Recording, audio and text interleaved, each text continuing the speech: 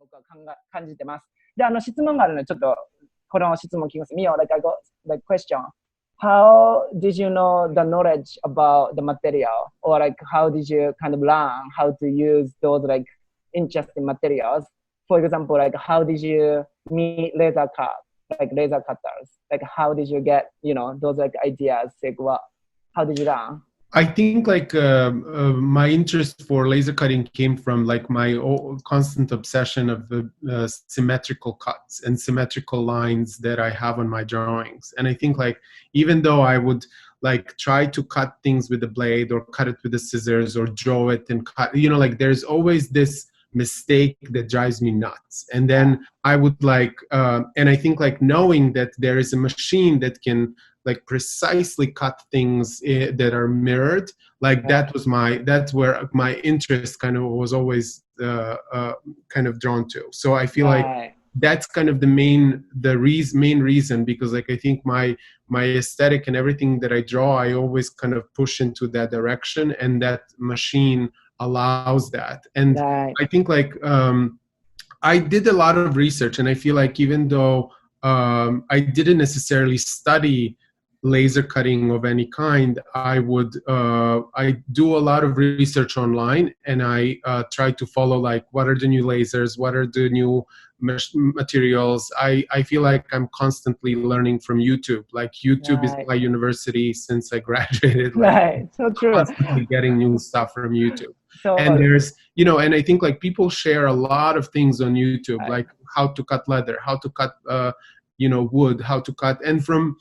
these different examples, you can always find something that applies to the project that you are working on, and you can use it. Even in the pattern, like sometimes I would use the laser to cut the paper pattern, because you can cut the paper and then use that to cut the fabric if the laser that can't cut it. Because you shouldn't cut vinyls, you shouldn't cut like some of the plastics simply can't be cut in laser. And that's why you can cut paper and then trace it with a marker and then cut it by hand if that's the best way to do it. 彼は言ってるんですけど、僕はそばでずっと働いてたんで分かるんですけど、彼って本当に探求心多くて、常になんか気になるものを調べたりとかテストしたりめっちゃしてるんですけど、別になんか特別勉強してそういう知識を知ってたって、なんかそのクラスに通って、もちろんコスチュームの学科に行ったから、ベーシックは知ってるんだけど、彼独自のものっていうのは、自分が常に気になるものっていうものに対してどんどんセルフでこう勉強してった。で、レーザーカットとあった理由っていうのも、彼はイラストレーションを描くのもそうだし、今まで作ってたなんか手で切ったやつとかに関してもそうなんですけど、よくナイフを使ってこう細かく切ってたんですよ。で、彼自体のものづくりの美学っていうものがもうなんか本当に左右対称で、鏡でなんかミラーされたようなものがすごい好きで、もうこういうのが好きっていうのを分かってて、なんか自然とこういうのが簡単にできるのないかなっていうので、自然とレーザーカットと出会って、彼言ってるんですけど、勉強方法とかもひたすらオンライン、今はもうオンラインにどんな情報でも載ってるから、YouTube が先生。YouTube で検索する。で、やり方を見る。で、自分で勉強する。例えば、レザーの切り方わかりませんとか言って、レザーの職人に会うより、YouTube でレザーの切り方見た方が、いろいろと早いじゃないですか。で、そうやって今何でもどんな情報でもあるから、自分の気になるものを検索して素材の勉強する。この素材は切れない。例えば言ってたけど、レーザーカットでプラスチック切っちゃダメだよとか、切れない素材ってあるんですよ。で、僕はパリの時に、ハイテクノロジー学科に行ったんで、レーザー、カッターも 3D プリンターも学びました。学んだんだけど、僕学ぶ前から両方使ったことありました、自分で。っていうのも同じです。自分で気になるから、ググってどこでやれるんだろうと調べてやる。で、買えるんだったら買ってみる。で、触ってみる。だからおもちゃと一緒ですね。子供がおもちゃ、あれ欲しい、これ欲しいって言って、自分は大人だから、お金さえあったらなんとか買える。だから自分で新しいおもちゃ探しをして、おもちゃで遊ぶ感覚とすごい似てる感じでやってます。で、another question, I was very amazed particularly about the Scorpion one. If you can show us your sketch that other than initial So like on the chat, like someone's asking in English, but basically asking like if you have any like sketch about the Scorpion. Maybe. I don't think I have the. I think that the Scorpion actually came to life like very organically. So it's yeah, that's I imagine. I actually used epoxy clay as a base, and then I played with it, and we were kind of like, as we were assembling the pieces of the I was trying to kind of see how can I line up the beetle shells to kind of create a surface. Right. And through that process, I was like, oh, this looks like a scorpion. Let's add the leg. Right. Then you add one leg, and then it's like, oh, how would this be? You know, like, so it's kind of like, it was very organic. Like that one didn't necessarily have like, I didn't even do the prior research and stuff. So that's why this process was totally different. Like I usually love to have a precise sketch and then kind of go into making, but this process was kind of like little different because like I was first playing with the material because I wanted to use it, and then I would make the sketch of the full costume and then move on to like placing it where, you know, like I thought like maybe it should be a headpiece, maybe it should be two scorpions on both shoulders, or maybe it should be another arm. So, you know, like you play with it and it's a totally different way of working. Right. But I mean like kind of like 3D type of like sketching, right? Kind of like, oh, how about this? How about this angle? How about this shape? You know, like, like 3D sketching with 3D. Yes. この関しては、まあ、その、さっき見たサソリですね。虫でできたサソリがどういう風にして、なんか出来上がったのかのプロセスなんですけど、まあ、スケッチを描いたわけではなくて、まあ、粘土を使ってるんですよ、ベースに。ベースに粘土を使ってて、その上に甲羅をこう、トントントントンって乗せていくっていうやり方をしてるんですけど、まあ、プランがあったわけで見て、ああ、なんかこれサソリっぽいじゃんって言って遊ぶようにしておもちゃを組み立てるみたいな感じでサソリができた。だからまあ本当に 3D のマテリアルを使いながらやるスケッチですね。で、僕はあんまり絵描かないので常にそれです。なんか、これ触ってみよう、面白い、やってみようってやったら、あ、意外といいじゃん、これこうなるかなって遊んでみるっていう感じでできたのがスカルチャーですね。最初のイメージ完成したらどのくらい最初のイメージ再現できたか、ズレがあるときだけしないと期待する。Another question. これ、待ってよ。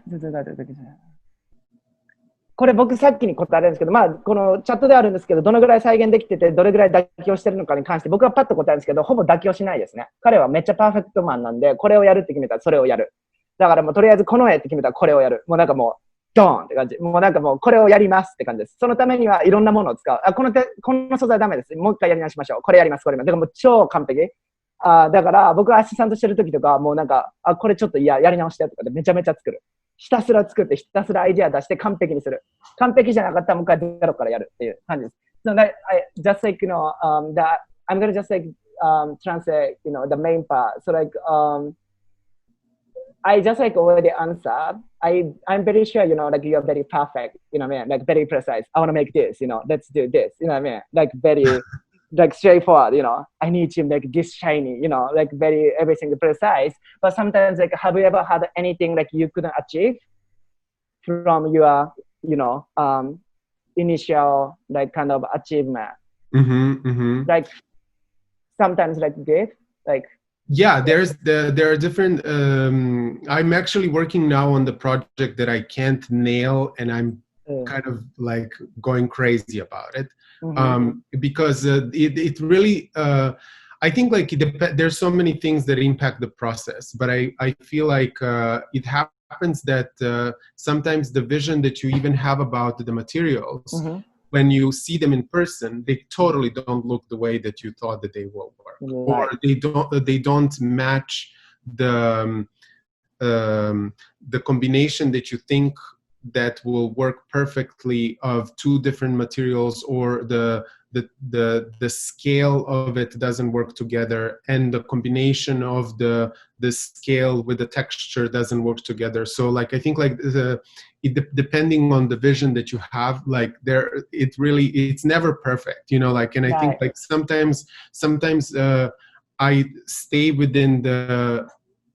materials that I'm familiar with because I know precisely what I can expect from them. But I also am always interested in exploring different things. And I think like that's why I like to work on my own personal projects next to the projects that I do for clients, because I know the discoveries that I make on my own always support what I do for clients. And then I answer some of these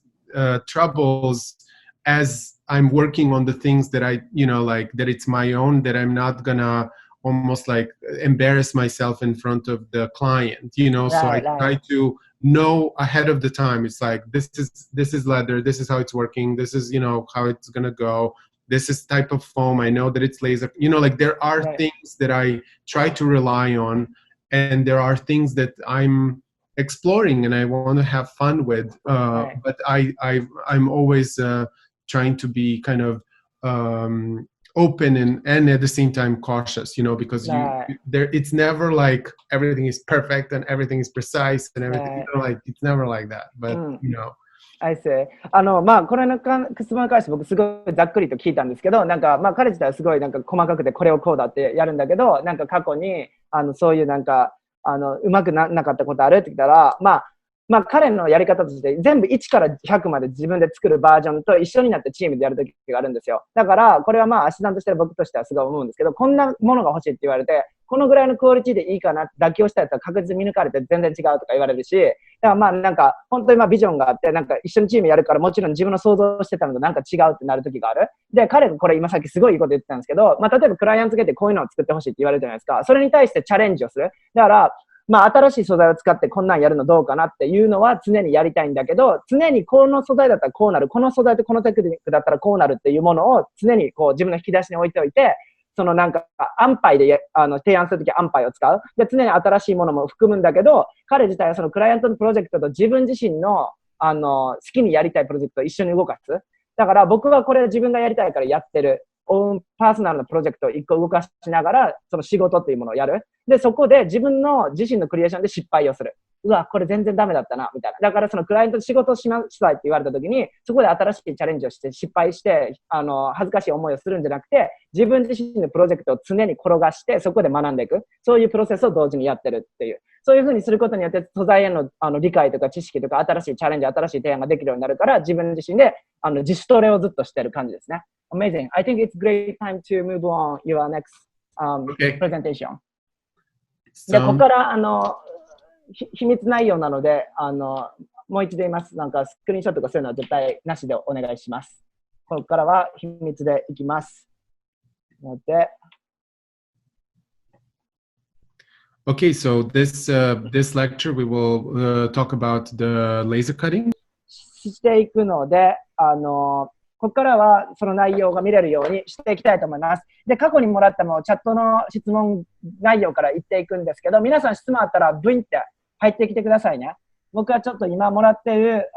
一旦飛ばした質問からいきたいと思います。どこからいこうかな。Amazing パチカレーズカットの作品集ね。はい、いきます。So for Mio, this is a question. Mm-hmm. So, since this my design lab is based on fashion, Mm-hmm. mainly. We have so many fashion students as well, So Mm-hmm. It's because of my major. So that one is asking, what do you think about fashion? You are a designer, but they are being curious, how do you I worked in fashion in Europe and in United States, and I had the opportunity to kind of work as a tailor and as a developer and maker, and as an assistant designer as well. I think the things that what I like in fashion is that component of the show and presentation and everything that comes with it. But I think the part that doesn't necessarily kind of goes with my process is I like to focus on one-of-a-kind pieces. And I think working in fashion means you need to think about multiples that it will be created after that piece. So you're not creating one, you're creating 100,000 of that piece. Mm-hmm. And every time when I would do design work for fashion, I think the main concern was how much material did you spend, how much thread goes into making this piece, how much time it takes to create this piece, and you're constantly obsessing about the cost. Right. And I think that's something that even though yes, I am obsessing about the cost when making the costume pieces, but I think there is this component of making a unique piece of art. And I think like that's what I love about costume design, that there is this focus on one piece, that it has its own life, it has its own meaning, it has its own performer or character, and I'm always drawn to that. I think like I treat it as an art piece, as a wearable art piece. Versus in fashion, I think like you need to focus on your market, you need to focus on the grand scale and the future of your brand. You have to think about so many other things that are tied to production, where in costume you're focusing on the storytelling and you're focused on that one piece that you're creating. And I think like that's the main difference that I make in my mind. But I'm still working for fashion brands when they call me to develop headpieces or to you made something for Prada, like a window display, right? Yeah, I did. I for Prada, I did window displays where I would create these like masks for all the mannequins that were displayed for a special collection. And I worked for Shiseido, like I created these hats for their campaign, because like fashion needs these one-of-a-kind statement pieces, and I love that. So when when it's about high fashion and couture fashion, I enjoy that because there's space to really go crazy. But usually fashion is about like, we need to make the quantity in order to make this happen. And then the work that I do doesn't necessarily fall in that category. そう、彼自体は、コスチュームデザインなんですけど、ファッション業界で働いたことあって、ニューヨーク、ヨーロッパとかで、そのテーラーとして働いたりとか、作るサイドとしてやったこともあったんだけど、まあ彼が思うにそのファッションって考えたときに、じゃあ僕らファッションピース作りますってなったら、どれぐらいのピースプロデュースしなきゃいけないんだろう、どれぐらいの生地代がいったんだろう、どれぐらいの糸はどれぐらいの値段だろうって、もうすごいとりあえずもう経費というかその材料費みたいなのにすごい特化するっていうのがマスプロダクションになってくるから、そこでの一つのミスがまあどんどん大きくなっていく。で、コスチュームも別にそういうのは大切なんだけど、そのワンオブtheカインドでもう本当に一つのものだけに集中する、そのウェアラブルアートっていう感覚、一点物を作るっていうことに対してよりチャレンジができる。で、そのユニークピースが作れる。ユニークで面白くて、本当に一点物っていうものにフォーカスしたものづくり、素材選びとかができるってところが彼はすごい好きで、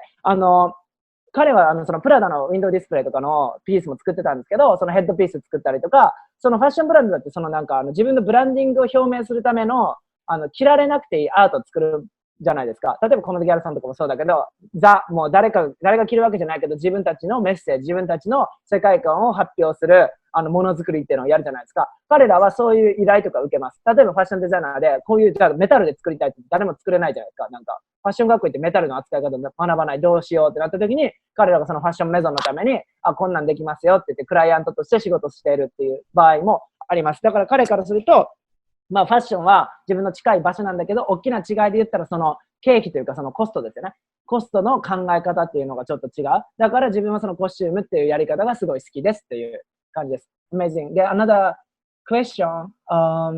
The situation is tough due to the efforts of the coronavirus, but is there anything that you are positive about? Do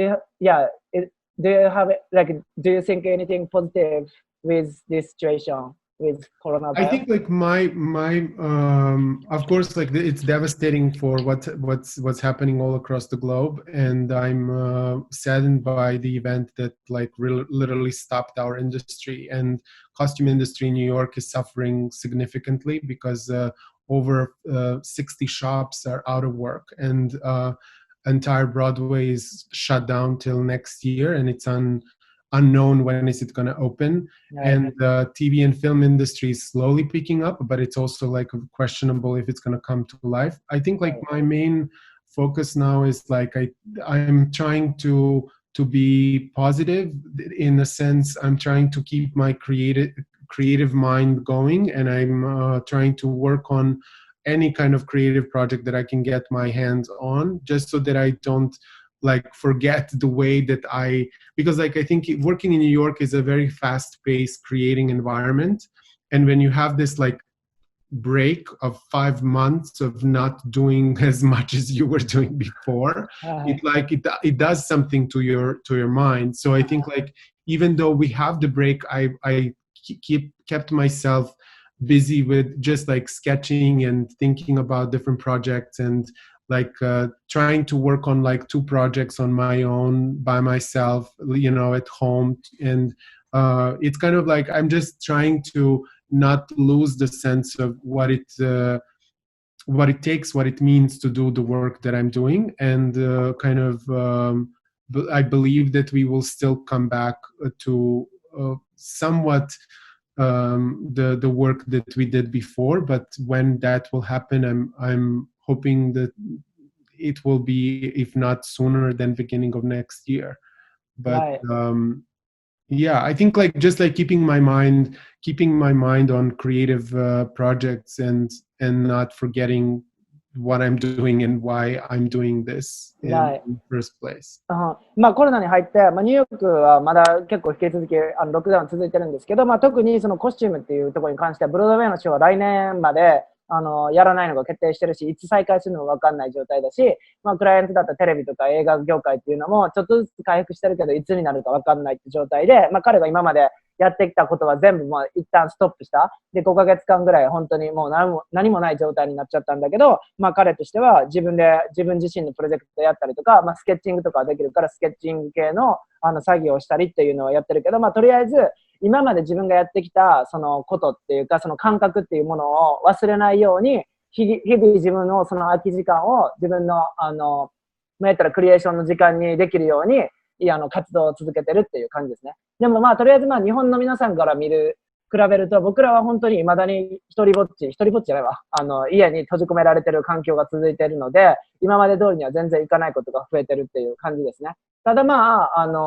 そこに対するポジティブなところで言うと、自分自身の時間があるから、クリエイティブなことに向き合う。ただその経済的にはまだまだ全然、回復はしていませんっていうのは、現状です。Another question, how many samples do you usually make until the final component? It depends, right? It really depends. Yeah, I don't think like sometimes there's no time to make the doubles. Like when we were, James remembers probably the SNL gig that we had when we had to build like entire costume in 2 days. And it's like there's no time for a sample sometimes. You just need to like nail it first time. But I think like there are expectations that are tied to the projects that you have. And I think when we are doing something like Gotham, like you have to make sure that before it goes in front of the camera that it's like perfect. And that sometimes requires multiple samples and testing and going back and forth until it's like really kind of made to perfection. And sometimes there's simply no time or no budget, and we can't invest as much time and love into something that we would otherwise if we didn't, like if there was more time, we would invest more time. Otherwise, you just have to make it perfect. Sure. これに関してはどのぐらいのサンプルを作るのかっていうファイナルに向けてって感じだけど、本当それはもう状況次第ですね。作るもの次第で、時間なかったらもう一発でバンって決めなきゃいけない時もあるし、ちょっとずつテストしながらデベロップする場合もあるし、それはもう服作ってても一緒だと思います。てか何してても多分一緒だと思います。ミュージックでもそうだし、なんか即興で作るものの方がいいって思う時もあれば、ちょっとずつ音楽を楽器を変えてちょっとずつってやる部分もあるし、ものづくりはなんか基本的になんかそれ共通してると思います。なんか何回やったからいいものっていう定義もないし、100回やったから生まれたものが超いいわけでもないし、感覚的にパッと目つぶりながら作ったものの方が価値ある時もあるから、それはそのもの次第なんだけど、彼のものづくりにおいてもそうですね。時間がなかったらパンってやるときもあるし、一発で集中してやるときもあれば、失敗を繰り返す場合もある。で、本当は一発で決めたかったんだけど、何回かやらなきゃいけなかったこともあるっていう、それは状況次第ですね。で、なつきさん、I think you want to speak to him directly. So there's like another question. I see that there is a question. What was the most challenging costume to create from Natsuki? Hi. Yes. Hi. Thank you very much for sharing your presentation for us. I have never heard about costume design from costume designers, so it was very interesting for me. Thank you so much. You're most welcome. Thank you. I'm happy. I have oh yeah, sorry. Yeah. I'm just glad that you found it useful and that this was helpful for you. I'm very happy. Thank you. Thank you. And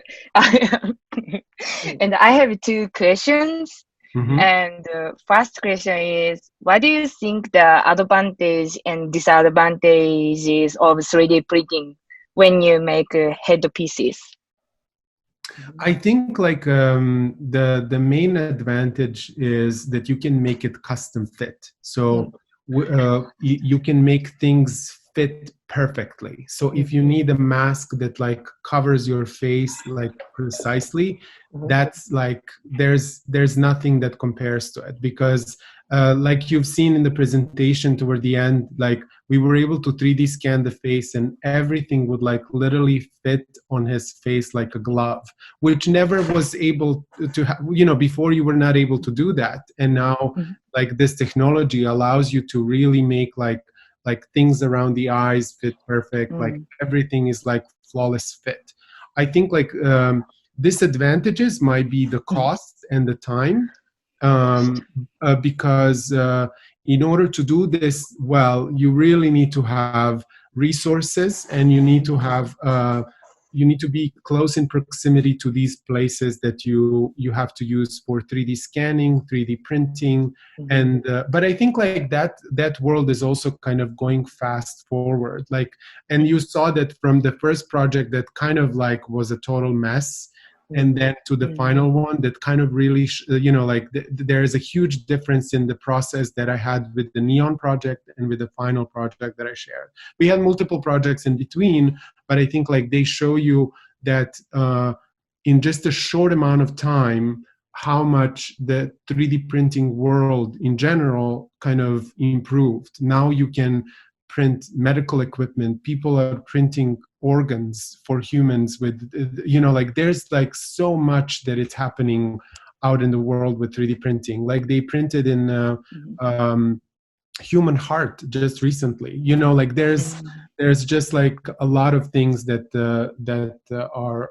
coming out in the world. And of course paying attention to what's happening in the design world, like Iris van Herpen is really trying to push some of these processes forward. So I think that's always exciting to watch and to see what are the new materials, because now you can print chocolate. You can 3D print. Yeah, you can 3D print chocolate. You can 3D print. Oh my God. Like, all kinds of stuff. And I mean, you can 3D print a house. Like there's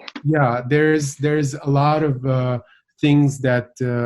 are coming out, and I think like just being informed can also trigger a lot of inspiration for designers. Because we use it to express ourselves, and it's not necessarily tied to evolution of technology for us, but I think like it can evolve our vision as to kind of references of what the art approach can do for the world. さっきの質問の内容は、3D プリンターを使うことのいいところと悪いところの質問なんですけど、いいところで言ったら、今まで絶対にできなかった 100% フィットするものっていうのが作れるようになった。3D スキャンを使っても完璧にフィットする。それってもう本当にできないんですよ。本当に自分の顔にパーフェクトフィットだといけるんだけど、そのクライアントに対して生み出すってことで、それが可能になったっていうのが、本当にもう、すごい革命的なこと。で、良くないところで言ったら、お金がかかる。とりあえず。未だにやっぱ 3D プリンターって、発展途中の技術だから、すごいコストがかかるんですよ。で、そこに関しては、ディスアドバンテージかなっていう意見はあるんだけど、3D プリンターって本当にいろんな可能性があって、僕もそれ大学に研究してたから、いろいろやるんですけど、彼が、ミオも言ってるように、今人間の心臓が 3D プリンターできるんですよ。で、そういうふうにして細胞をプリントアウトしてって、パーフェクトフィットするサイズのものを作ってって、人工機能として取り入れるっていうところで、毛細血管とかも3D スキャンして生み出せるんですよ。そういう面でこのテクノロジーっていうのは私たちの人類の文明をかなり変えていくんですね、大きく。で、今の段階ではチョコレートをプリントアウトもできるし、食べ物をプリントアウトするっていうのは、結構今の世の中やってるだよっていうことをシェアしてる。こういうふうにして、言ったら、コスチュームやってるからコスチュームのことだけを調べてるとか、そういう話じゃなくて、彼自体も本当にいろんなことが興味あるから、常にいろんなこと勉強してる。だから 3D プリンターやるんだったら、今世界でどんなことができてるんだろうって見てるし、もちろん、イリスマンヘルペンの 3D プリンターのドレス、ああいうことに対してもリサーチしてるし、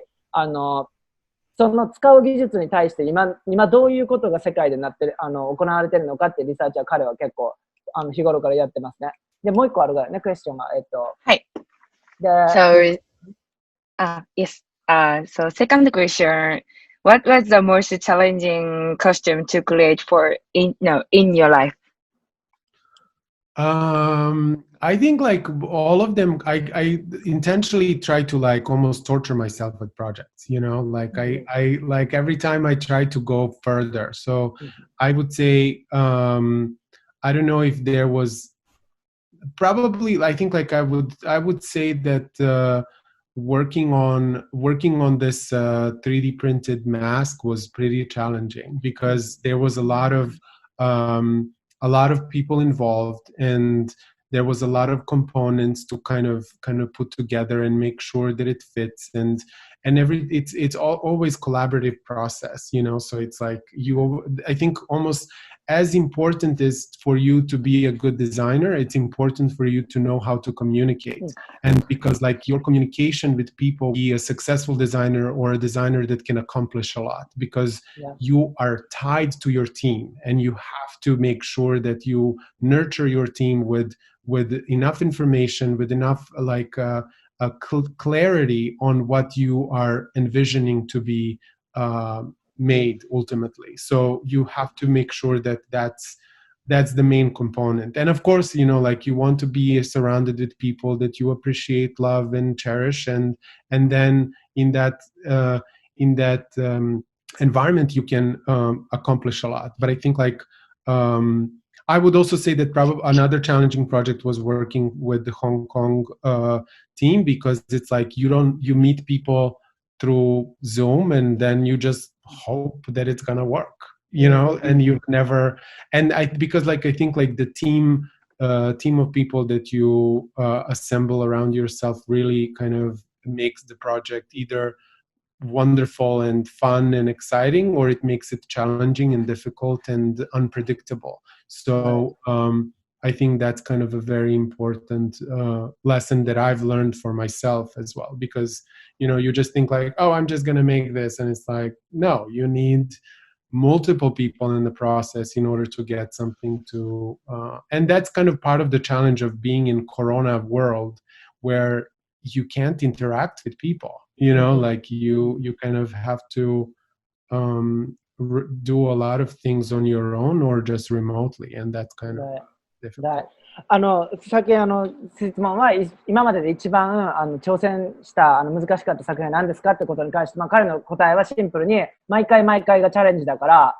常に言われたこと以上のことをやりたいから常に毎回チャレンジで、さっき強いて言うならその 3D のやつもすごいチャレンジだったなって言ってたんですけど、それは新しいテクニックを使って 3D スキャンを使ってありとあらゆる別の新しいテクノロジーとの向き合いっていうのでチャレンジだったなっていうのと、あと香港に対してやったコロナの状況でリモートで作業する、それもすごいチャレンジだったなっていうことを言ってるんですけど、この2つが一番最新なんですよ。だから彼は常にもう本当に毎回自分のできるそれ以上のことをチャレンジしてる。だか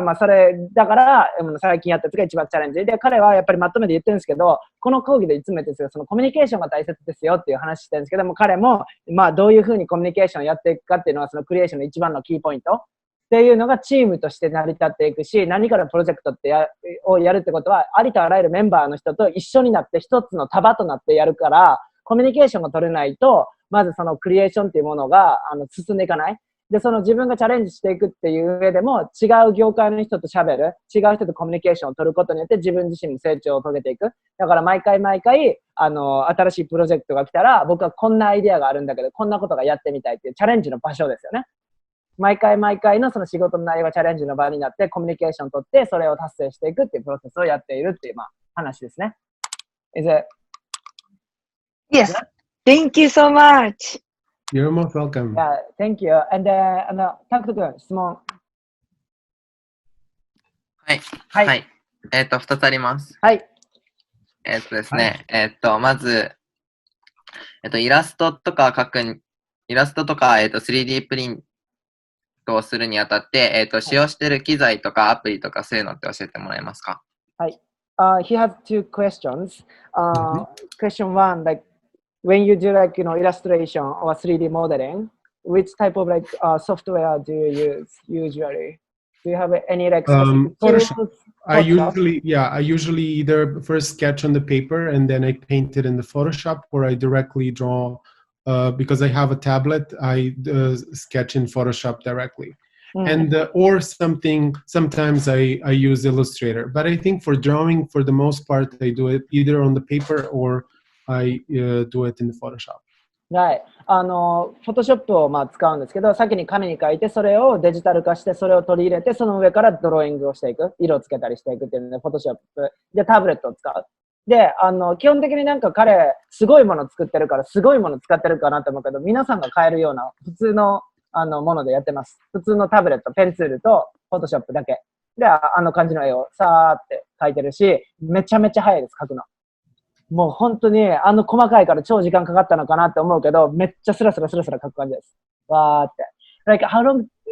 do you usually take to complete one illustration? I remember you're so fast, like everything, like... Quick. I don't know.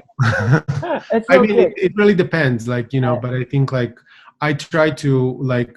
because I sketch for a very long time, then it kind of goes quickly. Right. Yeah.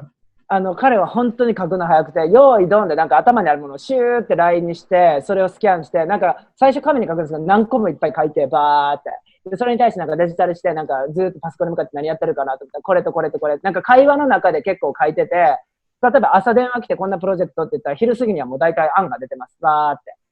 で、それに対して、それを僕がアシスタントしてるときはそれをパーッと見せられて、こんな感じって言われたものに対して僕が素材のリサーチとかしたりとか、テクニックこんなんどうかなって、僕がパーってやって、サンプルバーって作って見せる。この絵だったらこれどうとかで、ああ、いいじゃん、これ。でもこれはもうちょっとこうだね、改良みたいな感じでわーってやりながら、気づいたらもう完璧に絵が終わってる。デザイニングが終わってるみたいな形ですかね。だからすごい早い。その時のデザインっていうのは、アナログのイラストだったりするんですか？今日もデジタル。デジタルで。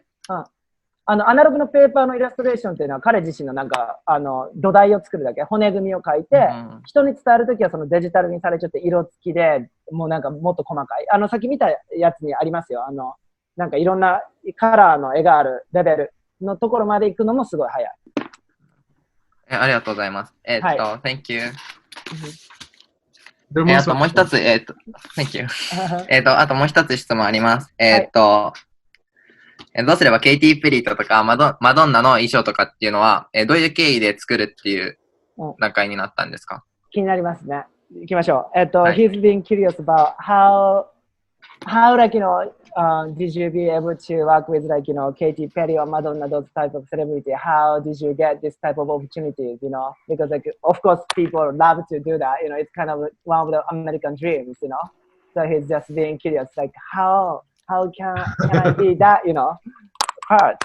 I have to say I feel very fortunate that I had a lot of people recommend me, and my all the work that I'm getting comes through recommendation. I don't advertise anywhere. I don't have like a Facebook page that is dedicated to what I do. I do use my personal page to share everything that I post on Instagram, and I would say Instagram is my main advertising, like for the studio and for my personal work. But I think like the main thing I would say in this industry is just making sure that everything you do and everyone you interact with, you give your 100%, and then things kind of fall in their own place. And I think those gigs came from designers who recommended me to do the work because they've seen my work, I've worked with them, and then they recommend me and they say, you should work with Mio. Mio will do this good for this project or stuff like that. And, word of mouth just is your best advertising, because you don't, you kind of, there's no misconception about what you can do, because sometimes people who come through Instagram and reach out, they have very little knowledge of what's possible, very little knowledge of what is the price, what it takes to create. So true. And then you have to like really educate them about your process. And when your work comes as recommendation, then all of that is gone. They know that like they're aware of your skill and they understand what you are able to accomplish. はい。これの、答えなんですけど、シンプルに言うと、紹介ですね。もう紹介の紹介。で、これは何を意味してるかって、もう人のつながりです、こういうのは。で、彼自体は、なんか広告とか売ってないし、自分はこんなんやってるよっていうのをプロモーションとかしてないんですよ。彼の唯一のその作品を見せてば、もうインスタグラムだけ。で、彼は、自分で見た幸いなことにいろんな人が自分のことを紹介してくれて、こういうのを作りたいんだったら彼とやるべきだよ、彼とやったら作れるよっていう紹介をもらって、そういう話につながってる。で、これに関してはもう本当にもう、それのみって感じですね。そういう系の仕事っていうのはもう口伝えですよね。そんなもん、向こうサイドがこんなことやるんでこういうの作れる人大募集とかでめちゃめちゃ来るのはもう想像できるじゃないですか。そんなのは。そういう風にないっていうのはもう本当に人伝えでシークレットが保てれる状況の人たちの中だけのパイプラインをこう通ってきてる。だから本当に人が人を紹介して人が人をつなげて、これ今極秘なんだけどこれやってくれないかみたいな話ですね。そういう風にしてこっそり動いてるから、別にその裏の組織があるわけでも何でもなくて、そういう風につながる。で、それに関してそうなんですけど、例えばじゃあこういうアイデアがあるっていう人に対して、そういったものづくりの人じゃない人が多かったりするから、彼は言ってるのが、なんかどういう風にして自分がこういうものを作ってるのか、どういう風なプロセスで自分が作ってるのかっていうのを教えてあげる、そういうカスタマーに対して。っていうのはすごい大切で、っていうのがなんか結構、業界の人が業界の人に頼むことって本当にないんですよ。だから、テレビを作ってる、こういうストーリーを作りたいんだよねっていう人がこう、話を振ってくる。だから、そういう人に対して教育をしてあげる。こういうものを作りたいんだったら、これぐらいのコストがあるし、こういうものをするんだったら、こういうスキルがいるんだよっていうコミュニケーションをちゃんとする。っていう風にして、自分のやってるものを違う業界の人に伝えるっていうスキルもすごい大切になってくる。じゃないと、予算の話もできないし、時間の話もできないし、プロジェクト自体が動かなくなるから、だからコミュニケーションっていうのはすごい、このプロセスにとっても大切な一部ですね。Thank you so much. ありがとうございます。Thank you. You're most welcome. Thank you. Thank you. 洋次郎さん。はい。はい。質問お願いします。すみません。お話ありがとうございます。はい。さっき、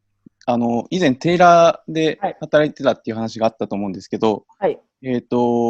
構そういうファッションの方からコスチュームの方にキャリアチェンジする人っていうのが多いのかどうかっていうか、どういうキャリアを積んできてる人が多いのかっていうのを聞きたいのと、あと、今僕ファッションのデザインを勉強してるんですけど、そういう学生がもしそっちのコスチュームの方に行きたいとなったら、どういうスキルとかを今のうちに身につけておいた方がいいかっていうのをお聞きしたいです。はい。Okay. He is saying like, thank you so much for your lecture today. That's You're great. Thank you. The question, so you mentioned like you worked at the tailoring, like department or something. Then, like basically fashion industry and the costume industry is different. And then like, why is your kind of like career going to fashion department and then like coming back to costume? Like what's the kind of transition between those two? Like, and then also through this, like, a question, for example, he's a fashion design student, but if he wanted to do costume, like industry, what kind of skills, what kind of knowledge, they can study at the fashion school, and then what they need to figure out to, go to your side. So I think like the main difference between the fashion and the costume tailoring specifically is that you need to be familiar with in fashion it's very straightforward in a sense because you are working with a 4-size model or a 2-size model, and then you are building all kinds of forms of very specific contemporary pattern. But for theater, I think like you rely on period in all kinds of way. So it in a sense like you for tailoring in theater, you need to be open to explore historical patterns and to work on like different kinds of interpretations of the tailoring in also like maybe he can be more specific if he's interested in tailoring specifically, or is he's interested in shifting into designing, because those are two different ways of working. And or like if he's interested in my personal path is that I literally being in New York, when you come to New York, you have to make money, otherwise you can't survive. And I think like part of my journey part of my survival in New York is taking all kinds of tailoring jobs, and sometimes I wouldn't even do the garments from the scratch, but it would be almost like altering it so that it shifts this new form. So it's like in fashion, they usually already have all patterns for the collections in the house, and then you're just like making the sleeve longer, shifting the seams. So it's like it's a very light work, I would say. And in theater, you're like creating a totally new piece. So because it's always custom, and that's a different thing. So in fashion, you are working on sample size that will then be multiplied in different sizes, and in fashion you're doing precisely for that one person, so it has to fit that person and move differently. So it's like I would say that those are the different things as far as tailoring. And if he's interested in changing the career or using his skill in fashion and moving to the costume industry, I would say the closest work for the tailor from fashion is to move into TV and film, and there's a lot of work in the costume industry as far as TV and film especially, or it used to be pre-pandemic in United States and the world globally. But there is like it's like kind of you have to prepare yourself for work that it's project based. So it's not, you're not building a brand, you're not creating an aesthetic, you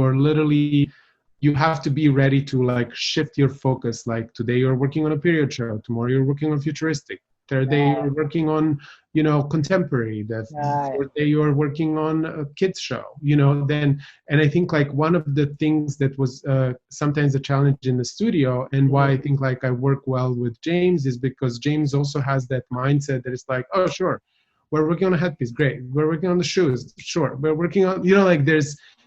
ease of shifting gears. And sometimes when I had some people who come from fashion world, they like to have a trajectory that it's like, we're doing this and this is what we are doing. Like there's a mindset of a very clear path and things that are less shifty as they are in costume design. I see. その質問に対してなんですけど、まずファッション業界もそうなんですけど、その造形的にボーって作っていくタイプと、そのテーラースタイルってあるじゃないですか。で、コスチュにもそういうのがあって、彼はそのテーラーの仕事をファッションにもやってたっていうんだけど、彼がやってるのはそのコスチュームテーラリングですね。コスチュームテーラードの方も仕事としてやってる。で、コスチュームテーラーと、の話をざっくりすると、例えばじゃあファッションハウスでじゃあ、テーラーリングやってる人ってカスタムメイキングだったらそれはサイズはバラバラですけど、基本的にはモデルサイズで作りますよね。でそれに関してコスチュームっていうのはもうありとあらゆるサイジングがあって、そういうなんかティピカルなこのサイズに向かって作りますとかのまず存在しないっていうのがまず全然違う。だからその一つ一つの目的に合わせて作るものが全然どんどん変わっていく。で、彼も言ってそのマインドセットのシフトをこうチェンジしていかないかって言うんですけど、コスチュームっていうのは基本的にプロジェクトがありきでスタートする。で、ファッションっていうのはゼロから自分で世界を作れば、なんかわかります？ブランドを作るぞっていうのは自分のコントロールでこんなのを作るぞってやるわけじゃないですか。ただコスチュームっていうのはプロジェクトがもうあるんですよ、そこには。だから、よし、今回のプロジェクトはめっちゃフューチャリスティック、今回のプロジェクトはめちゃめちゃ原始的なものを作るぞっていう風に技術からアイディアからこうシフトしなきゃいけないわけですよ。次これ、はいこれ、次はこっちです、みたいな感じで。で、ファッションっていうのはブランディングっていうのがあるから、自分はこんなことがやりたいんだって言って、こう、突き進んでいくのと違って、コスチュームはより臨機応変に、よし、じゃあこのプロジェクトの時だったら自分はこんなんができるんじゃないか。だから技術がすごい重要になっていくのが、もうプロジェクトがいろんな風にこう転がっていく。で、彼も言ってるけど、ニューヨークでじゃあコスチュームやります。ニューヨークで自分でやっていくっていうのはもうお金を作んなきゃサバイバルできないわけですよ。この街っていうのは。そういう面でいろんなことをできるっていうところで、コスチュームの人は結構サバイバルする。私はこういう専門家なんで、このコスチュームしか作りませんみたいなことやってたら全然仕事が来ないわけですよ。だから、これもできて、あれもできる。で、そういう繰り返しの中でさっきも質問にあったセレブリティの服とかも、そんなこともできるんだったらこれどうですかって人と人とのつながりができていく。それに対してブランディングっていうファッションに関しては、その自分の世界観みたいなのを突っ走るっていうところはまず結構違うかなっていうところで、もしそのコスチュームの方に気になるんだったら、じゃあまあ早い話、そのコスチュームのテーラリングの方でやっていきたいっていうんだったら、そのテーラリングのパターンの能力とかドレーピングのカスタムメイクの服作りっていうものができたら全然そこに入っていける。ただそのコスチュームのデザインってだったらまず全然プロセスが違う。ファッションをデザインするのとコスチュームをデザインするのがまず大きく違うのは、キャラクターなんでそのキャラクターの個性を出す。自分の個性よりもそのキャラクターの個性をちゃんと出していく。で、動かなきゃいけないし演技しなきゃダメだから、より日常生活以上の機能性が要求されるっていうところはまずものづくりのアイデアで全然違う。で、この質問に対して僕自身がファッションからここの人のところに飛び込んだわけじゃないですか。その時に僕が一番活躍できたのが、僕ジャケットの写真とか見せてないし、僕が作ったパンツの写真とか見せたことないんですよ。彼に見せたのは僕がどんだけ大きいものづくりをしたかというコンテストの作品集だけです。こんなもの、こんな造形的なファッションを作ってたんだよっていう写真集だけ持ってボンって突っ込んだんですよ。で、そしたら、ああ、これ面白いねとか、どういうイメージなのとか言われて、僕のインスピレーションはなんか、その時炎で、みたいな。だから炎がインスピレーションで作りました、みたいな感じのレベルだったんですよ。モードから出てきた時って。それって超コスチュームと似てる。炎のじゃあ妖精を作りましょうって言って、まず素材の炎を探すじゃないですか。で、それで作り上げていく。だからそこのプロセスがすごい似てた。それと反して、じゃあ、第1回目とか見て比べたときに、じゃあ大学院のファッションの人たちが言ってることとコスチュームの人の言ってること全然噛み合わないんですよ。で、そのものづくりにおいて、いや、あなたの話はいいから、とりあえず技術とどういう風にしてこれを作るか話し合おうよっていう話になるわけですよ。この業界になると、コスチュームだと。そんなさておいてもうんちくとかいいからちょっと見せてよみたいな。あなたの作れるものを見せてください。だから、どんなスキルを要求されるかって、まずものづくりですね。あと、布以外の知識ってすごい大切です。レザーを触れるとか、まずもう最低条件だし、プラスチックを触る。で、グルーを触ってみるとか、もう普通に。で、それはもうチャレンジ的なファッション作ってたら自然と通る道なんで、そういうものを触れる。だから、これとこのグルーは合わないよねとか、これだったらハンドステッチの方がいいよねとか、これの上には色って実は乗るよねとか、例えばじゃあシルク染めてくださいって言われて染めの知識もいるし、もうそういうなんかありとあらゆる、アートセンターない、アートのグッズのショッピングモールとか行ったら分かると思うんですけど、いろんなものが置いてるじゃないですか。あれほぼ使います、コスチュームの人は。だーって。だからそのなんかマスク作ったりとか、そういうものをコスチューム学科を学ぶ。そういうなんか特殊素材とか、そういうのをすごい知ってるのにプラス、生地屋にも行く。で、プラスチック専門店にも行くって、そのマテリアルの幅の広さが全然違います。だからそれをまず磨くのがいいんじゃないかなっていうのは僕は思います。どうですか？なんか他にもうちょっと、はい、踏み込んでいけたら、別に質問あったら足してもいいですよ。なんとなく答えてみて。ってことは、はい、大丈夫です。なんかファッションとそのコスチュームの一番の違いって、その自分の世界観、そのプロジェクトで求められていることを実現するかっていう、そこが一番の違いっていうことでいいんですかね。これ結構僕もなんか境目をなんかこう自分でやってみて気づいた部分っていうのがあるんですけど、プロセスが全然違います。やってみると。最終的なリゾルトの結果を見るとちょっと似てるかもって思うんだけど、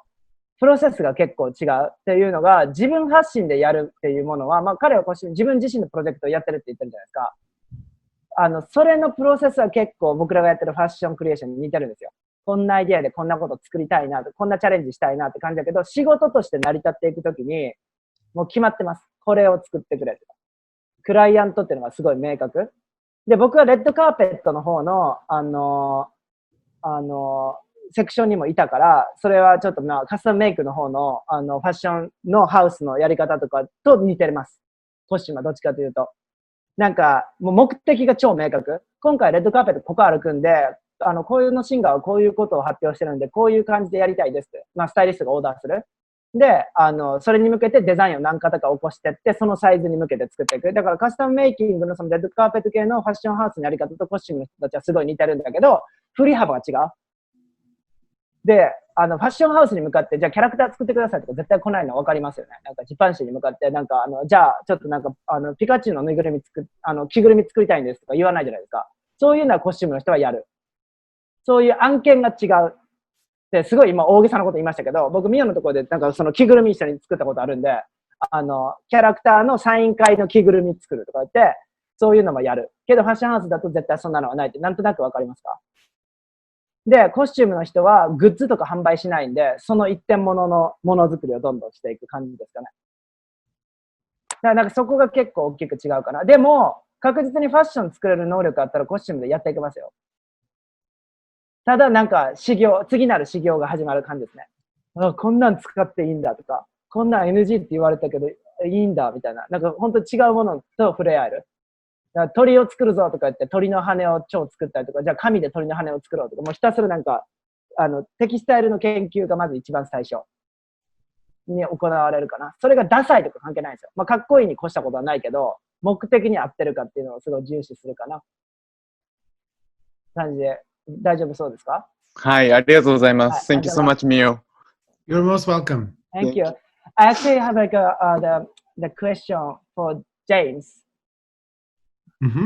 I just like kind of like think like for those people they're like studying fashion design or like some of like creation stuff, like some of them studying graphics, some of them like doing like kind of like product design,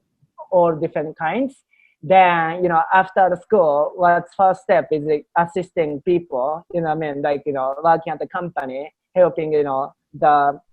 director, that kind of way. Then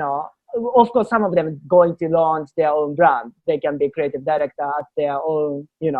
house. But I was just like thinking, why is it like the most exciting things, like, assisting, those like creative,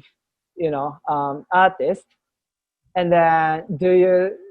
you see yourself going to be that type of artist, or you think you are the kind of like, amazing person, kind of, helping, of course, like, there's like a different types, what I mean? Some of them wanted to just create, their own imagination. Some of them wanna assist someone, what I mean? So like, what do you see yourself? So I went to college for costume design, and like for most people who graduated, they went into like film and television and were working as like wardrobe people. I tried doing that at first, and it just wasn't my cup of tea. So I moved to New York, and I started working for Mio, and I was just like, it was not what I was expecting. Like, the stuff that Mio does is so cool and so exciting. Like, I could never have like foreseen that back when I was in college. So like, it's so exciting. But like, for me, I struggle to imagine myself actually becoming Mio himself, I feel like I'm more suited towards helping and like, rather than being the leader myself maybe, or like starting my own thing. I see myself more as I think like what's like the kind of hardest challenge would be if you try to be Mio. Like I do you think like communication or like generally the design? Just the stress, the amount of like I see like all the work that you put into everything. Like you're like always thinking about it. Like it's just your time management skills, your speed. It's all so impressive. It's so intimidating. I'm like, I find it like it's just a lot. I know. You're so good at it. I'm just like it's inspiring. But I'm like, I don't know that I could do that myself. で、今このジェームスに喋ってもらったんですけど、ジェームスはその4年間ずっとミオのところでアシスタントしてるんですけど、僕とミオとジェームスは一緒にやってた時もあるんですけど、皆さんじゃあこれからじゃあ新しいジャンルに入るって何から始めて、いきなり自分自身でブランドとか会社をやっていくってことにならないじゃないですか。誰かのところで何かをやって経験を積んで飛び立っていくっていうところのステップで、アシスタントの彼からどういうモチベーションなのかとかどういう話なのかってちょっと聞いてみたくて質問したんですけど、彼自身はアシスティングをしててミオのすごいと思うところは何かとか、彼自体が後々将来はミオみたいなポジションになりたいのか、どういうなんかこう考えなのかっていうところで、ジェームスはもう本当に、それはもうはっきりしてるんですけど、彼自体はミオみたいになりたいわけじゃないんですよ、全然。で、学校行った後に学校でこれ面白くないなと思った時に、ミオのところにポンって来た時に、もう彼自体習ったことない、学校で学んだことないような、すっごい、かっこいいプロジェクトをしてて、もうそれに、やってるのが楽しいなってことでやってて、まあ彼自身はそのトップになりたいわけじゃなくて、自分はそのアシスタントをするってことに向いてるって自分でも理解してるし、それがすごい楽しいと思う。で、それも才能なんですよ。僕それいつも思うんですけど、じゃあ、その業界に行ってトップに行ったからすごいとか、だからみんながみんなじゃあトップを目指すべきだって、僕はそれ全然違うと思ってて、自分の好きっていうことを明確にしてアシストするのが好きだったらアシスタント、もうスーパーアシスタントになることが夢の一つでいいと思うんですよ。で、彼自体は自分の人間性を考慮したときに自分はこの人の下で新しいなんか楽しいプロジェクトが来たことに対して一生懸命やるっていうのを喜びに感じてる。で、それに気づけたっていうのが僕はもう夢達成してると思うんですよ。っていうのが、まあじゃあ例えば、まあジェームスは僕一緒に住んでるんですけど、ここの家のオーナーで、今ちなみに2階にいます彼は。で、僕1階にいるだけなんですけど、まあ声が聞こえない範囲だけど、同じスペースにいるんですけど、まあ例えばの話ですけど、じゃあ、ミオになれないっていうのはどういうところ、デザインなのかって言ったときに、やっぱり、そのなんか、いろんなプレッシャーが来るわけですよ、アーティストって。で、タイムスケジュールを組んだり、タイムマネジメントしたりとか、コミュニケーションを取ったりとか、いろんな人とネゴシエーションしたりとか、まあ、いろんなことを任されるわけですよ。それはまあデザインだけ一つじゃなくて、いろんなプレッシャーみたいなものを抱える。で、そういうのが自分には向いてないっていうのがジェームスの答えですね。だから、じゃあそうやって、そういうものに向かって立ち向かっている人の、サポートをするっていうのが自分の、自分のその人生をかけてやりたいところだなっていうのが、まあ彼の見え方。なのでまあ僕はこの一回ジェームスを挟んでこの回をちょっと、締めたいなと思ったのが、皆さんいろんな夢のあるアーティストの人を見たときにプレッシャーに押し潰されそうになるときはあると思うんですよ。自分はまだまだこんなんだ。自分は全然こんなところになれてない。いつになったらこんなになるんだろうって比べて焦る人いると思うんですけど、みんながみんなそこを目指すことが正解ではないですからね。それは本当に勘違いしないでいただきたい。自分がそれを目指してそれがやるって、それが楽しいんだったらもうそれが答え。で、ヘルピングをしながらこうやって野望のある人の下で、一緒になってやっていくっていうのが楽しいって思えるんだったら、それ目指していいんですよ、全然。で、そういう風にいろんなポジションがあって、ミオもそうなんですよ。ジェームスなしではやれないプロジェクトって本当死ぬほどあるし、やっぱり、いいアーティストっていいアシスタントがついてるんですよ。そういう、まあ言ったらリレーションシップがあるからこそ、どんどん技術も発展できる。一人で全部やり遂げたわけじゃないんでね。それで、まあコミュニケーションが必要だよとかっていうのは、そのチームワークを作っていくってところもすごい才能の一つとして要求されてくる。で、そういうものに対して、感じていただけたら、まあミオ自体はすごい、才能があって、すごいアーティストなんだけど、そういう人には、そういう影の縁の下の力持ちがいるんだよっていうのと、で、僕は想像できるんですよ。ジェームスが彼にすごいプロジェクトが降りかかってきたら、彼はもう楽しくなくて多分病みます。病んで、うわ、もうやれないってなって落ち込んで、なんかこう、生き生きしないのが目に見えるんですよ。そういう風にして、まあ、スタイルっていうのがあるから、まあ、皆さんも、まあ、そういうので学んでくれたらいいかなっていうのを思いました。Then, like, I was just like, explaining to them, that I was just imagining, you to be Mio, and they're having so many like projects, and then you gotta be so stressed, you know what I mean? And then you gotta be kind of sad, the panicking, Yeah, so, I think I'd be overwhelmed. right? So then, of course, I received so many like, comments from my students saying that like, oh, I don't think I can be that level. They're like having so much pressure, just themselves, inspired by talents. And I was just saying to them that like, assisting is like one of the talents, So like just like self-motivation, like creating self-motivation is like, the talent, you know what I mean? So yeah. I was like saying that, not like everyone should dream, the one, Not everyone has to be the top. Yeah. Like, so you can be supportive. Yeah. So, but I also have to say that I have a huge. It's very, very challenging to find talented artists like James and people who, especially James, who is multi-talented and who really can shift the gears from illustrating to making to sewing to painting to embroidering to understand, and even just like having the understanding of the processes and being open to it. It's a huge responsibility, and there's multiple times where we have 5 or 10 people on team where we have to finish this crazy project in no time. And I think like having the patience for people who come on board and to and I think like I always give James to communicate with our interns when we have people visiting our studio, because there's a lot. He has a very gentle way of approaching like the newcomers and the new students, and I think that's precious, because sometimes I do have to think of all these things that we will encounter that are coming, and I know that it's significant help to have James and rely on James in the process, because I know that I don't need to think twice if I communicate what we have to accomplish for certain project, and that I can think of next steps while the other things are delegated the way that we already decided and agreed that it will happen. So it's not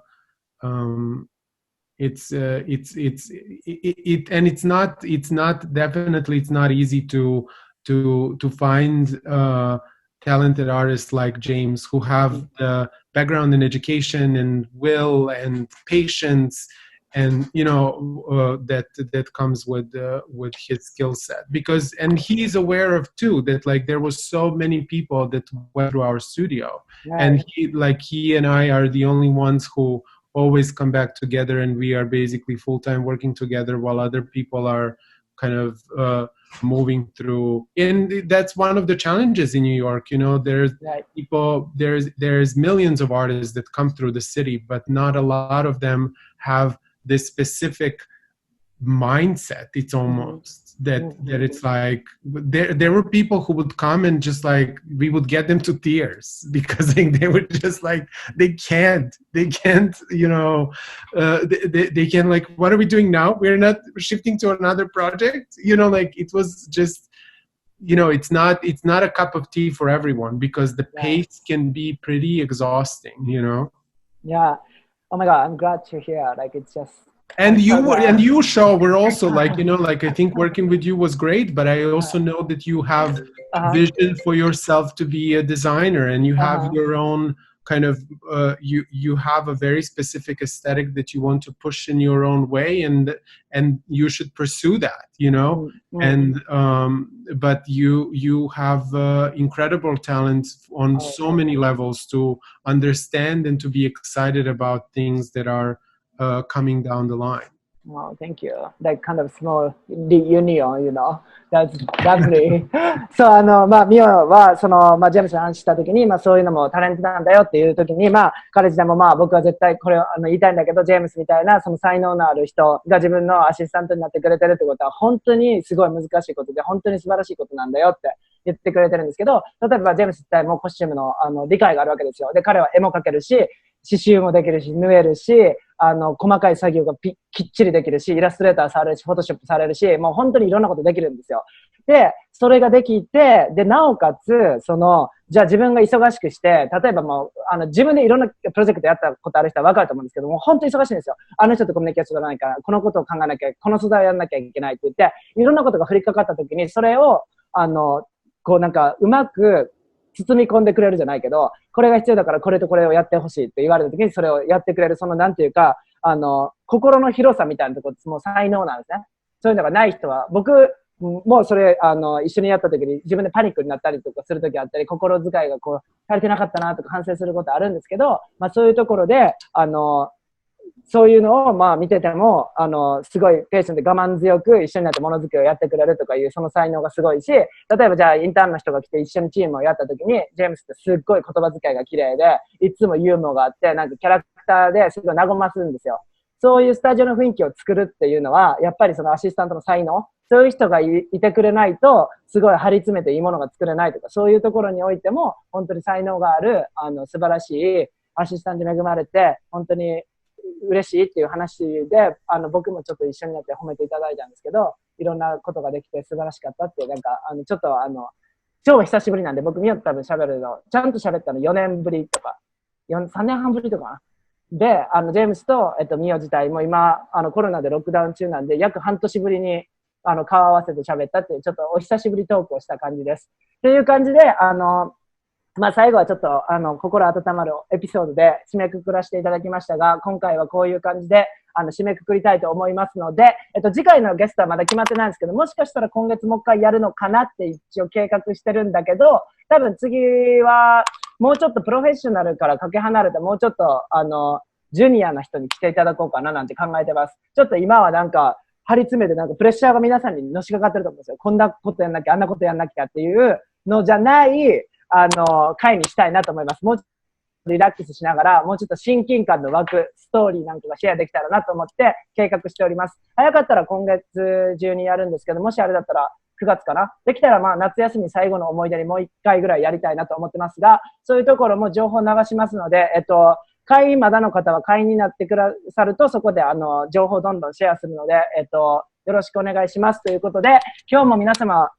遅くまでお付き合いいただきありがとうございました。とてもいい回になったのではないかなと思うので、ミオに最後にお礼を言いたいと思います。Thank you so much, Mio. We just kind of going to finish this lecture, but we had like amazing time. And that was like literally like first time, like for them learning about costume industry. Oh, like, wow. Yeah, as a first time from you, it's like such a pressure, like it's just like, Thank you. So that was like, I still remember that, like, first time I discovered your work, that was like, wow, like, I never know, like, the costume designer is creating such avant-garde, like, futuristic work, like, for example, in Japan, like, costume design means, like, just kind of like, we don't really have, like, huge movie, TV show stuff, more like, kind of character, not like just character, kind of like, it's not US, you know what I mean? Like, it's just more like small industry. And then the costume designer means like, they cannot be really creative, you know what I mean? Like, that's like people that, we don't really have like costume school as well. So we have only fashion school. Wow. Yeah. So like, we don't really have the knowledge. So like, that's totally different, discovering stuff. And then from you, it's like, including high tech, like futuristic way of creation. And then kind of a combination of like traditional, which is like,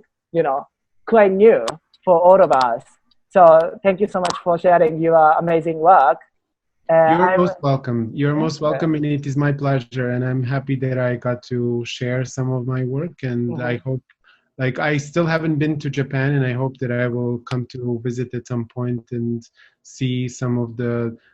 Japanese culture in person. Right. I'm amazed with it, and I am most certainly inspired with it. And I think like it would be my joy to, in any way, if I can do it again, and if you wish. Right. Wait, actually, like the design studio gonna open, design lab gonna open the studio next spring, end of March. So it's gonna be a physical studio in Tokyo. Wow. Yeah. If you're like Japan, I'd love to have you. And then maybe next we can do like some sort of workshop, physical workshop. Yeah, well, maybe both James and I can come, and we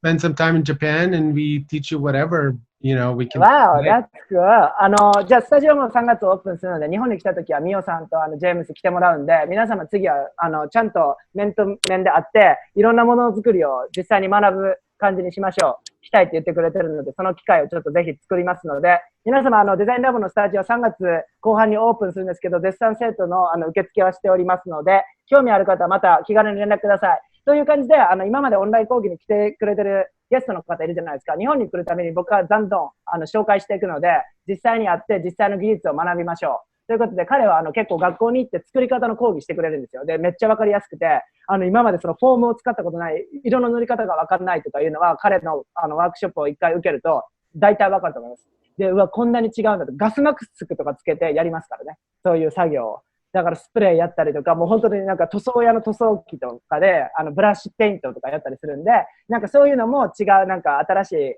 経験としてやれる会を作りたいと思いますので、そういうのをこうご期待ということでいきましょう。それでは、Thank you so much. Thank you for James too. Thank you, Mio. Okay. それでは皆様、バイバイ。おやすみなさい。バイバイ。さようなら。また次回まで。良い夏を。